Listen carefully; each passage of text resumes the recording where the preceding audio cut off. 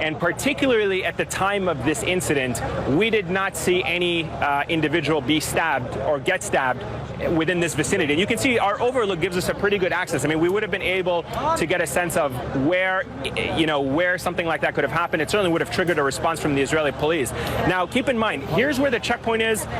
Israeli police, according to local Israeli media, suggest that this individual attempted to stab one of the Israeli police individuals that was here. We didn't see any Israeli police officials being treated on the scene. We haven't seen anyone since taken away. We haven't seen anyone here injured among the Israeli police. That is important to make that distinction. What we can say is the individual who came across the corner, and once he came across the corner, became directly in my line of sight, did not heed the calls by the police to stop, and ultimately was shot further down. The point that you made, and obviously picked up by a lot of the local media here, the individual was dressed in camouflage. I can tell you he was a male.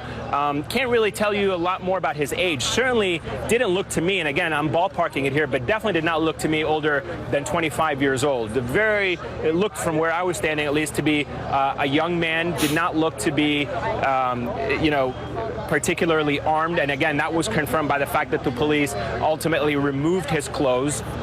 They didn't find any explosive devices on him. I was trying to keep an eye to see if they were taking anything off of his body, perhaps if they took a gun, if there was a gun that was visible. There was no gun that was visible. And at one point, we can clearly see from where we were lying, from where we were standing, where his body was lying, both of his hands were open, and both of his hands did not have a knife. Now, that was after police arrived to the body, so it's very possible. Yeah, Eamon. Yeah. As a matter of fact, and this is important because, you're covering this story live, and you're seeing it once, and you're actually witnessing it, not knowing what you're seeing until you actually process it.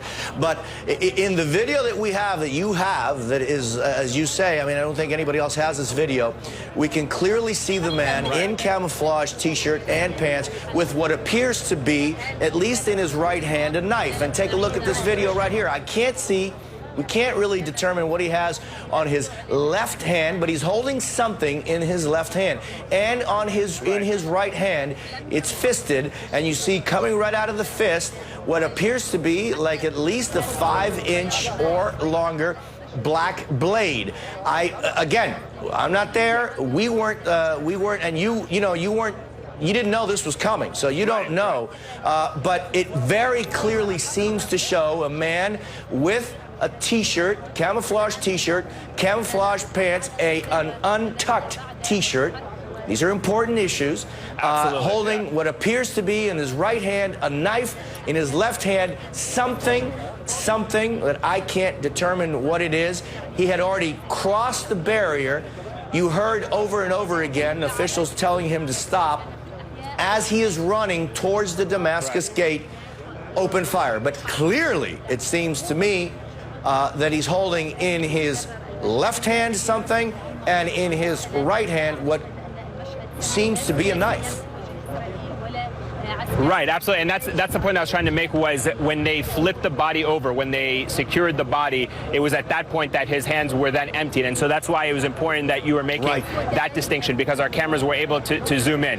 The point that we were making about when he came around in our line of sight, because everything was moving fast, and the fact that the police opened fire on him, it was obviously difficult for us to concentrate at that particular moment. When his body was laying there and the forensics team came by, they certainly removed his clothes. They made sure that he didn't pose an immediate threat. We were talking about the fact that they were making sure that they didn't have any explosive devices on him, and it was at that point that when they opened his hands, that was the part where I was saying to you, once the forensics team that was there going through the scene did not have the weapon in both of his hands. That does not mean that he didn't have a weapon. It just means that particular incident where he became visible to us again, his hands became visible to us with my bare eyes, they were at that point emptied from the weapon that he may have been carrying.